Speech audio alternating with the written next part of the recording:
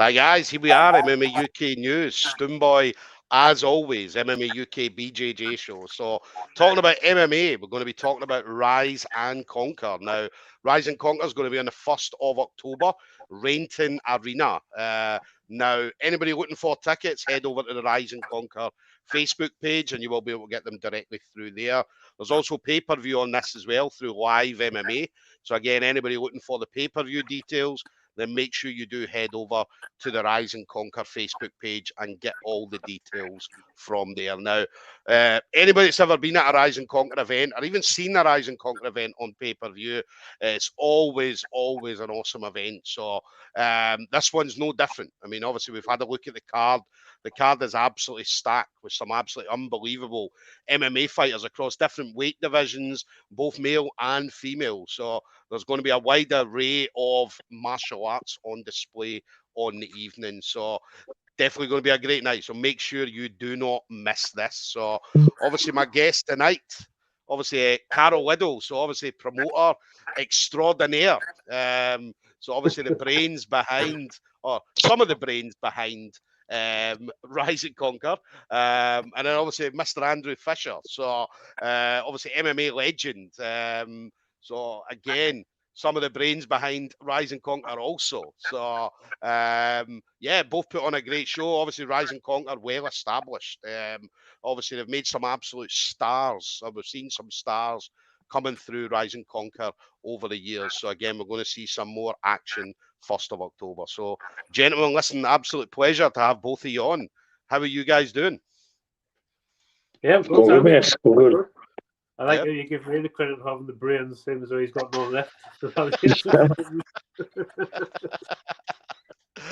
So obviously we'll start with you first of all then, Carol. So obviously tell us a bit about yourself, obviously, and how Rise and Conquer came about. Well, I've known Fisher for a very long time. School, we even go back through school and apprenticeships and kept bumping into each other.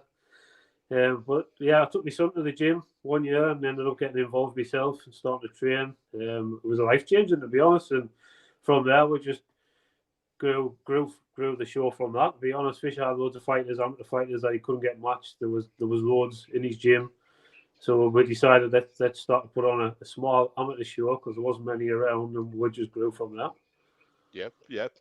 And what was the thought process going behind Rise and Conquer then? Because obviously it's a big thing putting an event together because it's stressful. I mean, me and you, Carol, spoke about it before we came on air.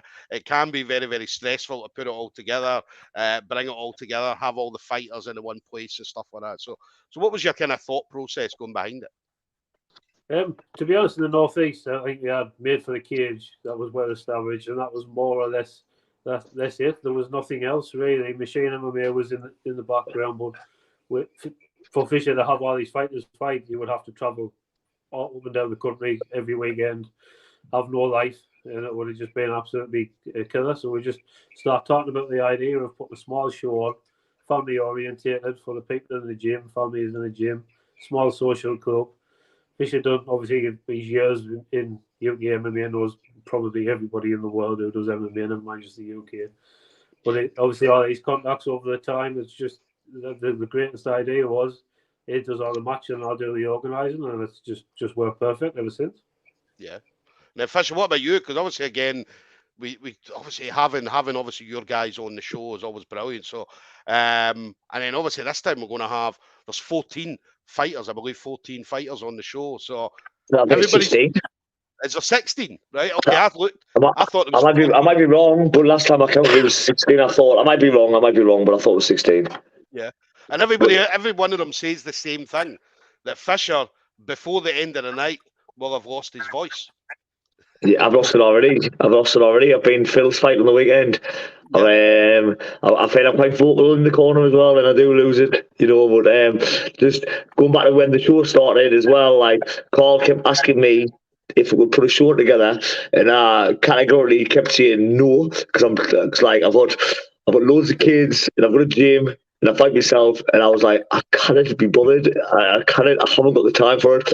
But he did keep pestering us, and then he kind of broke us. And then, it is, I do really enjoy it. We definitely do have the odd, but me and Carl's like been friends since we were 11. Well, we weren't really friends at school, but we knew each other, but like, so we've been like known each other for a very long time. We've been friends like quite a very long time as well. So we definitely have the odd argument and stuff, especially on the day of the show. Nobody's because Carl says I'm done for my weight. I don't know if he turned to the right or so mine on the day of the show. He does. He does. But it's always like just it's over and done with fast, and then we're all like, we kind of know why it happens because we're both like stressed, you know what I mean? And but it's definitely a stressful thing, It's so difficult, like it's like kind of like I don't know. I like match the fights, and I feel like Carl probably feels really responsible for everything that possibly happens or goes wrong, as well. Like, and and I think if you ask any promoter as well, they'll say it's definitely hard work. Yeah, I was saying that to Carol before we came on here. I know a few. Obviously, I deal with Dan Hope that does Evolution of Combat, and then obviously James McIntyre who does SGI for grappling, and obviously I'm around them fight week. So obviously leading up to the event itself, and just seeing how stressed they get out because obviously let's say somebody's pulled out or something's happened, and just speaking to them and them being like, oh my God, I don't want to do this anymore. And you're like, but then fight night comes and everything's absolutely brilliant. I think we've had probably the worst experience. Our last one, obviously in the northeast area, football, everybody's football mad. It just happened that Sunderland managed to get to the playoff final the same day as our last event, so we had a bit of a. I killed it, didn't it? Absolutely ruined it. It did, but you've got to take the ups with the downs. We've had some good ones, do you know what I mean? But that absolutely killed us. But we kept it going. It was a good. We still had all the fights on. We just didn't have nobody there. That must be a crazy thing because obviously Sunderland getting to the playoff final, obviously not happening very often, right? So, but for them to get there, was that a great feeling? Because I don't know, you guys football fans at all? Nah, I don't really care. No, but it must have been a good thing for Sunderland, especially the area. Yeah, so normally it's like, say if you have loads of pullouts and your fight card pulls apart, and like you'd say you've matched 20 fights and then you've had an absolute disaster, and you end up with like say 10, and then your ticket sales are going to be down as well, and like it's like, oh, some fights are costing you money, some fights are not costing you money, and like, but then we still had like 20 fights. 0 tickets sold, like very, very little. So it was the complete opposite of the normal problem, It's like normally you've like haven't got many fights, you're not gonna get many tickets, but we had all the fights still. It was just on the day of the show. We knew we were going to be bad anyway, but then they just kept bringing back just piles of tickets. Everybody and they're like, oh, sorry, it's like they went to the match instead. And we're like, look, we've already accepted that's happened. It just is what it is.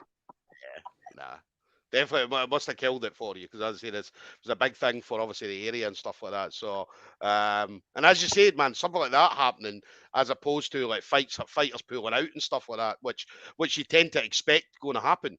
But then obviously when that happens, then can't be nice. It couldn't have been nice at all. There's all the hardcore MMA fighters, all the hardcore MMA fans. Do you know what I mean? So, there's not really any of them in England. It's just friends of fighters. The UFC is always going to sell the place out, but everything else, it's just friends of fighters, So you need to get a couple of drug dealers on your show who sell lots of tickets, and then you sort it. That's old school, man. That's the way it was old school. So. It runs that way now.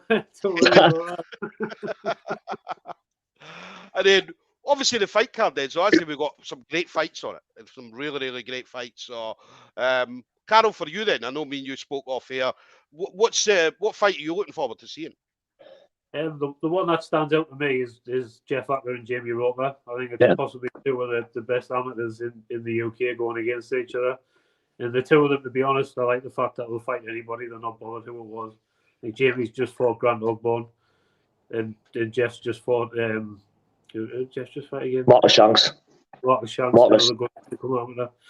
it's that fight is the one that could be an event most of the other shows in the UK, to be honest. So that just shows you the level of matchmaking and how good that fight's going to be. Yeah. Well, what about you, Fisher? What one stands out for you? What one are you? Like amateur-wise, I really like that one as well. I don't think I want to look at this card here, but Yeah, But that one's a really good one. Pro wise, and I know I might sound a bit biased here, but I just love watching Nathan Haywood fight. Like, I was like, as his coach, I'm just like, it's like you definitely don't want him fighting like that, but he's so exciting, you know, even from like his walkout and stuff, you know, and like he's got like karate background and he just puts it all together. It just like he's always in fight tonight every single time, which is like not what I really want. I don't really want him in fight tonight. I just want him like not getting hit. But the whole little thing he puts on, you know, it's all like he comes out with like a GSP karate suit on with a headband and that, you know. It's like I really like that. Yeah, yeah. That's a good thing. I mean, we talked about. I can't remember who was talking about, but we were talking about walkouts, and we'll talk about old school. You remember the old school walkouts, Fisher, where people used to come out. We talk things like Lee Murray coming out in the jump in the orange suit with a mask on, and then you had the guys in Pride coming out, fucking me crazy masks on and stuff like that. But you don't tend to see much of that now. I know that Cage Warriors, you've got Luke Shanks coming out in the fucking apocalypse mask and stuff like that. So we don't really see much of that at all. When Carl fought, he come out, he had like one of these, like it was like a suit on, but it was like an ostrich on the bottom, right? With like braids, and his feet were like ostrich legs, and had like pretend legs on his mind. And he would run out with it. I thought it was hilarious. So that is a walkout. If you want to, we'll try and put the video call doing that. But you don't see much of that though. You don't see much now. Because obviously I know like the UFC's got their own strict uniform policy. Obviously their Venom stuff. But you tend not to see it. I mean, I used to love watching like people just coming out in crazy outfits. I know. It is fun, like when it's a bit more charismatic, isn't it? Yeah. It brings a bit of a. That's what I remember was Colin Fletcher. I think he still walked about something with his mask on. Colin was good. Colin was fun, wasn't he? Yeah. But it brings a bit of an atmosphere, a bit of a show, a bit of entertainment and stuff like that to it as well. Do you know what I mean? So, which as I say, for me, looking back, even now, I sit here watching UFC Fight Pass most of the time. And you get all the old fights on, like UFC, all the way back to the beginning of UFCs and fights from all over the world, man. And you see some of the guys walking out and just being like, wow, wow, they probably wouldn't get away with it nowadays. So, yeah. It's cool when I suppose everybody's got to try and like separate themselves and make themselves a bit memorable, you know, like I would say that's something I've always struggled with as well, and I was never confident to do stuff like that because I feel I'm quite like a boring kind of plain Jane type kind of guy, you know what I mean? But when you get somebody who's good at it, you know, it is memorable, isn't it? Yeah. And then obviously Dan Bainbridge, one of your boys, just saying a dynamic duo. The dynamic duo. He's after something. He's an absolute idiot, him, you know. He's stupid. Absolutely love Dan though. As I love watching. Oh, he's so lovely. He's just stupid, like he put on a great show at Goliath. That was the second round, man. He just run riot after the second round, and then I think he'll be a little superstar. Him, you know, he hits so heavy. Yeah. As he was up against tough opponent as well, Scott Drummond. Do you know, I mean, really tough opponent. But yeah, as I said, the first round he took his time. Second round, I think it was halfway through second round, and he just took over. And then as he finished in the third, and absolutely. I thought it was a close fight. The guy was a lot better than I thought he was going to be. You know, like I thought he was really good. I thought it was a good close fight. Yeah. So hopefully we get to see Dan Bainbridge back in the cage sometime soon. So, and then what's your vision then? So obviously, Carol, starting with you then, what's the vision? Because obviously, well now, Rise and Conquer, we talked about now the 11th show. So the vision to kind of stay the same, or do you want to go even bigger? No, I think, to be honest, we've just moved into the Rainton Arena. It's probably one of the biggest venues in the northeast. So first case, I'd like to see that full. Obviously, no more Sunderland playoff finals on the same day as the show would help. But once we start doing that and establishing that, I'd like to see more pro fights coming on, more big sponsorships. I would like to see us on the telly at some point as well. Yeah. That's where I want to go. But I know Mr. Fisher's still got a fighting career, so he needs to retire, and then we go. What's the Fisher still got a good few years left in him? A good few years. So, what do you mean the telly? As in what? Like as in like what? UK telly? No, like council television as we call it, or Sky, BT Sports, something like that. So we've always started off small. We start off in the social club with around 200 people. So ideally, just local telly, some local free view channel, and then we'll build from there. To be honest. Yeah. It's happening. We're getting more and more mainstream as time goes on. So, like fight passes, kind of like once you get a pro card, like and you're doing all right, and you're having good fights, you know, like, and I'm definitely not seeing now or in the near future. Do you know what I mean? But I suppose like in the long run, you know, I'm sure they're gonna have more and more shows on there. So you never know what happens in 5-10 years time, you know. Yeah. Listen, you guys will still be around. As there's always awesome events. As they always tell everybody about Rise and Conquer, and just seeing it. Obviously, even like Scottish guys that come down and fight anytime they come back, they always talk highly of the show. As they absolutely love being on Rise and Conquer. So, so it's always a show that people love. And as I say, you're highlighting obviously some of the best from like we talked about the Northeast, and not just the Northeast, but all over the UK and further afield. I mean, we talk very, very often, to be honest, with some of the bigger shows like Almighty, Ray Thompson, BMF, Connor, and Golden Ticket. Dan Cassell's got a fighter on our next show as well. So we do work with them as well, which helps, and it keeps the standard high as well. Yeah. That wouldn't happen a few years ago. I mean, you know yourself. I mean, anybody who's been around, a lot of these shows didn't talk to each other. Whereas now, a lot of people are communicating with each other. Some shows are absolutely awful. It's awful. Like the whole thing about it's like horrible. So I'll try my best to support the good shows. You know, like and I've definitely been to some shows and like. I don't know. It's just they've not been very good, you know. So I'll tend not to support them, you know. And I feel it does just ruin the quality of it. Kind of like takes them back a few years. Yeah. Nah, I'd say that's the good thing about the community now. I mean, I'd say a lot of people are. I mean, the community is a lot closer now than what they were, let's say, 5-10 years ago. I feel like it. In general, it's like.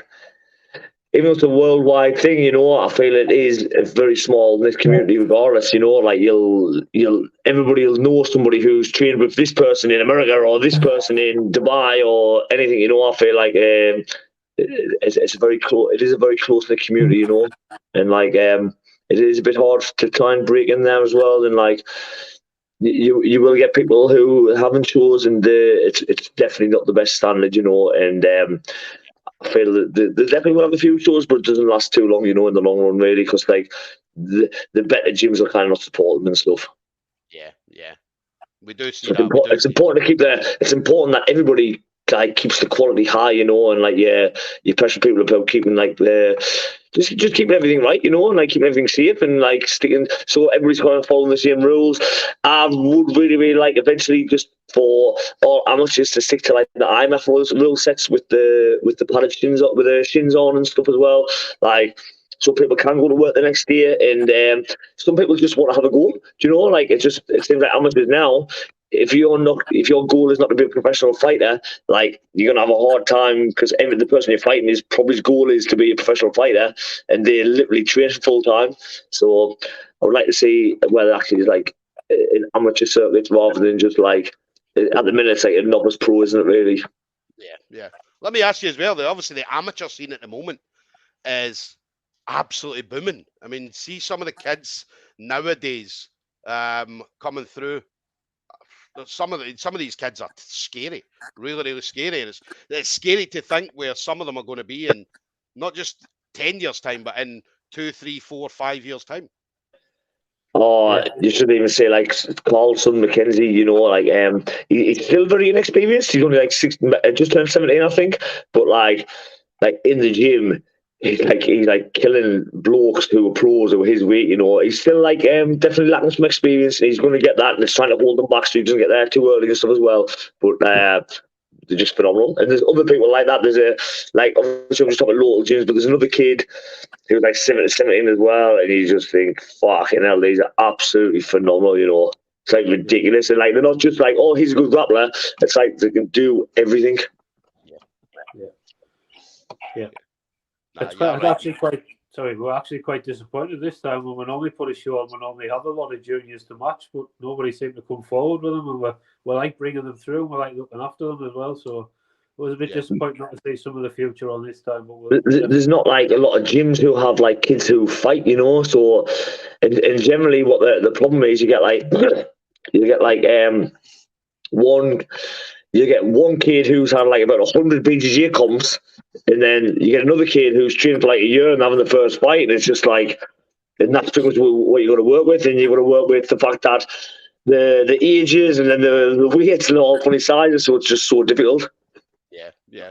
How difficult is it keeping like somebody, let's say, obviously, we talk Mackenzie being what, 16, 17, having a kid that young or kids that young, keeping them motivated and keeping them focused on that path? I think that's probably the hardest thing in the world for a teenager. Yeah. Fisher probably ends up getting very stressed with his teenage fight team. Yeah. Because you know yourself, I mean, yeah, I mean, well, you know yourself. Obviously, us being like the older, our parents, coaches, and stuff like that, we can see the goal, we can see the vision. But having like maybe somebody that's like 14, 15, 16 or whatever, and being able to try and explain the goal to them and them not being able to see it at all. So it must be difficult to try and keep them focused, keep them motivated on the vision. For me, I just think this is like not even just a teenage. Sorry, I'm just getting my phone charger because my battery's gonna die. But for me, I really think that it's just like people realizing that it's a process, and like even me now, I've trained for 20 years. You know, I think I've fought for like 16 years or something. You know, 17 years since my first fight. You just always just gotta get better. Doesn't matter how good you get or how good you think you are. Like you've got to be literally getting better every single day. Otherwise, it just leaves you by. Just passes you by. You switch off for like a couple of months or whatever, and you come back to the gym, and everybody's doing something completely different, and you have no clue what's going on. Yeah. Nah, I'd say the talent's scary. I mean, I've seen, obviously, I cover like not just MMA shows, but jiu-jitsu, grappling shows and stuff like that, and seeing some of these kids now. And the good thing I love is, do you know what I mean? And like, because obviously we've got Leon Edwards, UFC champion, we had Bisping, but then in a few years' time, we're going to have like the Mackenzie Liddles or the Dan Bainbridges or whoever. A lot of these young kids are going to come through and they're going to be champions, obviously Cage Warriors, moving into potentially Bellator, UFC and stuff like that as well. So we're going to have a lot more champions, UK champions in the future. UK guys, right? I've like trained in quite a few places all over the world and stuff, right? And the UK guys are honestly some of the best in the world. Like you'll definitely have these like American wrestlers who've wrestled since the kids and they're absolute specimen athletes and they know how to work hard, you know, and they're always going to be like the top of the food chain, you know. But I just think the only thing that's missing is it's kind of like the opportunities. You get a lot more opportunities if you're in America in a big gym, and also the kind of like the belief. I used to always think like all from America, they're much better. And then I remember training with them and just giving them too much respect. And then like thinking about afterwards and thinking the only difference is I think they're amazing. That's the only thing, like, you know, and then as soon as you kind of stop putting people on a pedestal, you realise that they're all just human. But the UK guys, I honestly think they're like one of the best, some of the best in the world, you know, like as a whole. Whereas like I feel in other countries, you get, that's a good gym, you know, some good people there. But I feel like across the UK, the standard is so high, and I just feel people need that big belief. And I feel like with Edwards winning, obviously there's like Tom Aspinall's like absolutely killing it at the top, you know. Paddy Pimblett's doing absolutely amazing for the sport over here as well, you know. And I feel it's really, really going to start pushing in the next couple of years, and people's going to start realising that you can be from a council estate in Liverpool and like fighting the UFC, you know, like you can be from the northeast where we get nothing up here, you know. Like it's probably, I'm assuming Scotland probably gets less than us, you know. But like, and you kind of realise that you can actually do it, you know. It's like yeah. That's where we had a few shows. Obviously, we had Evolution of Combat was a regular. Obviously, Goliath putting on the first show that we obviously were at a couple of months back. We had Holy Town Havoc, Chris Bungard putting on a show, which was a couple of great shows he's put on. I think he put on one last August, and then this August again. So hopefully we're going to see some more coming from that as well. So yeah, we don't get many, but when we do, they're always decent shows. They're always really good. Scotland's still a bit behind. I think, you know, like, not the standard. There's some amazing gyms obviously there, but I feel that maybe it's because they haven't had the shows really, so maybe there's more people getting involved and stuff, and that's why I would say in the northeast we get a lot of the Scottish gyms coming down to us. But that'll change, you know, like you say now, you just named some shows there, so there's probably more now than there ever has been in Scotland. Yeah, I forgot On Top as well. On Top. So yeah, obviously On Top just came back last week as well. So after being out for a couple of years, so and then it must be great for you as a promoter, Carol, as well, to see some of this talent coming through, and especially having them on Rise and Conquer, because you must be looking at some of these kids thinking, shit, these guys are going to be absolutely phenomenal, male or female. Yeah, all the way through. So that's why we like having the junior fighters. We've always had junior fighters on, and you get to see them fighting when they're 13, 14, and then 5 years later they're fighting, and they're one of the best amateurs in the country. It is absolutely amazing to watch. The standard's unbelievable. I actually had the privilege of going to the first IMAF Youth World Championships in 2019, and I was just blown away by the world standard at that point. But some of the kids from England and the UK competing with them and put pace on them, and it was amazing to watch, to be honest. Yeah. And that's why it's important to have the local comps, or local competitions, or local events such as Rise and Conquer and some of the other ones I mentioned, because obviously this is where the kids, what do they call it, cut their teeth, basically. Do you know what I mean? This is where they make a name for themselves, and then they've got the chance to go on and do bigger and better things. Well, there's like one of my guys, Nathan Haywood. He done the IMAFs, and he done. I think he won his first 3 fights, and then got knocked out the competition after that. But when he went away from that, because he had a lot of amateur fights, I think he had like 16 amateur fights or something like that, and he came away from that and said, "Yeah, I wish I just went for it.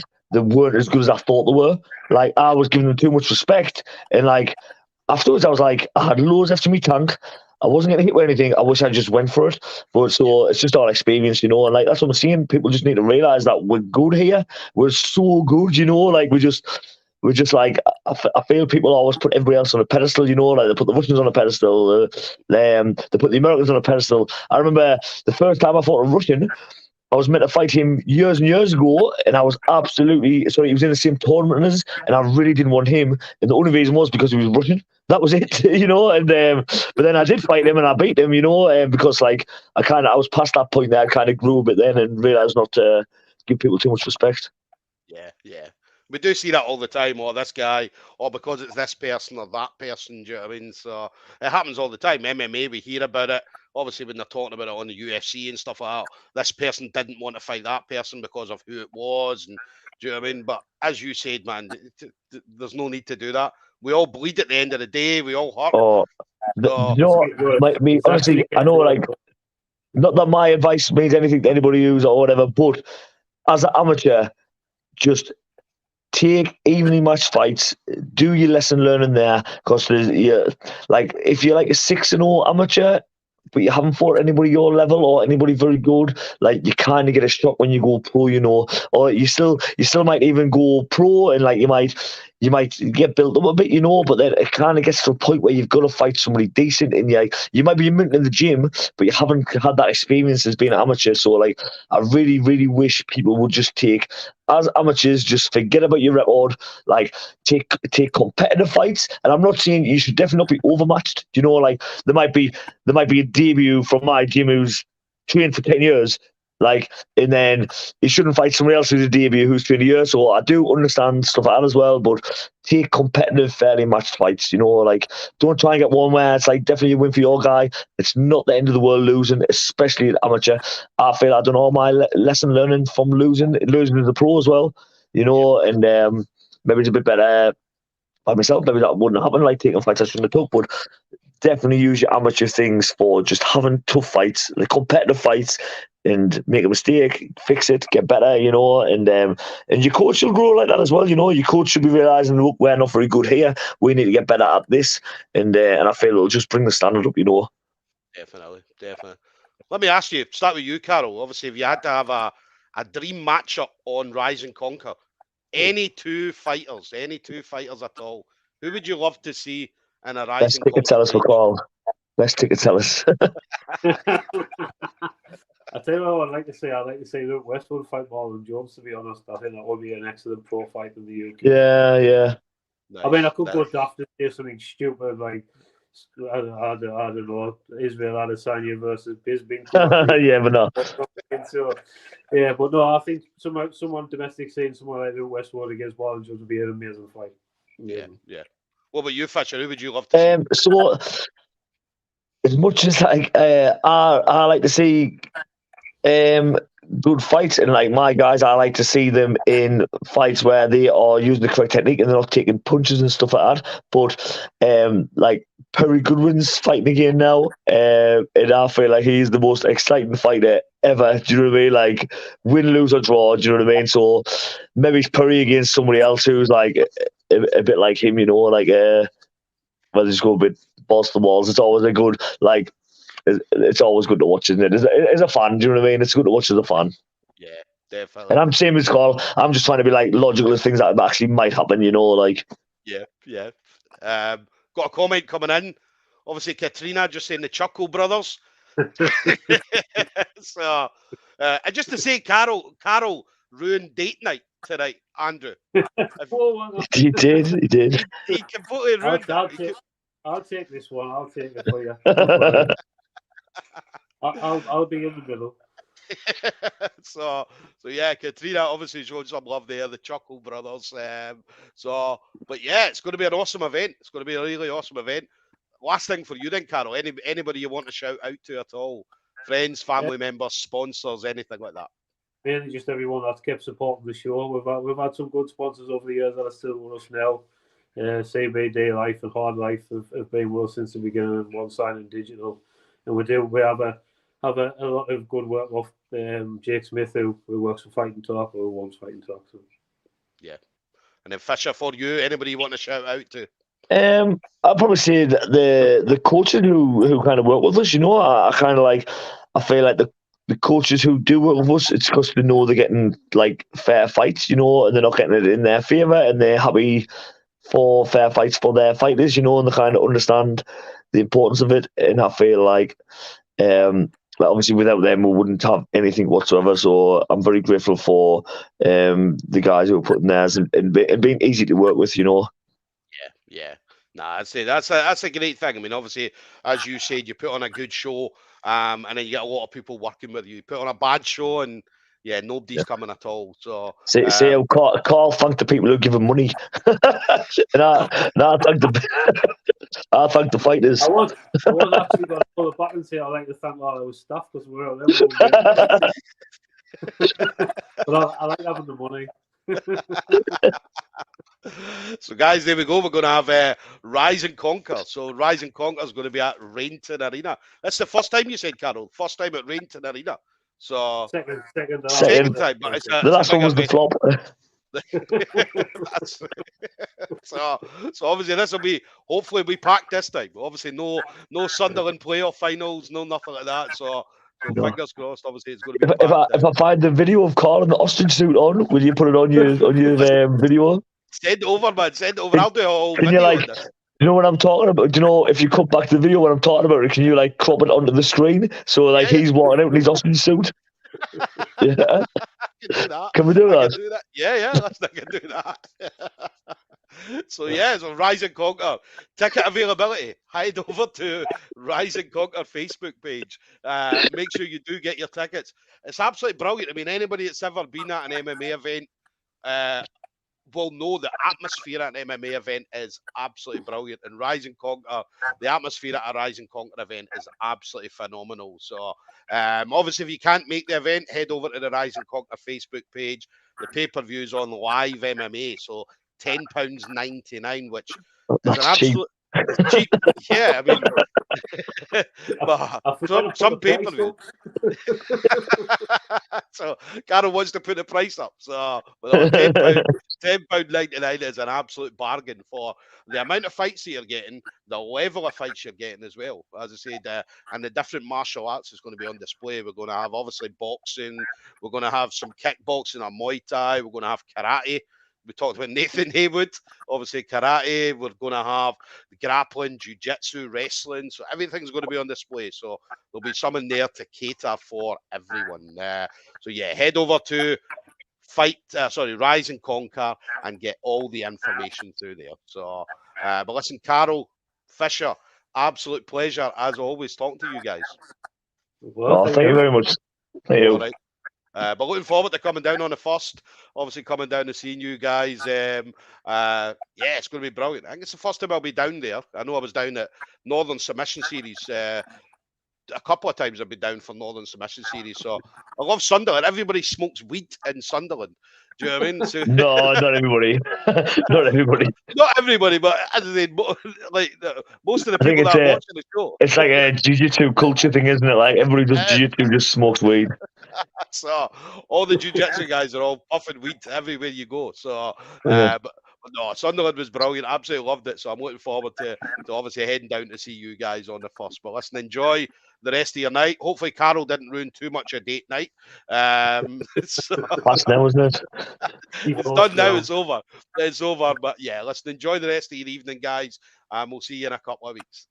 Cheers, man. Thank you very much. Thank you.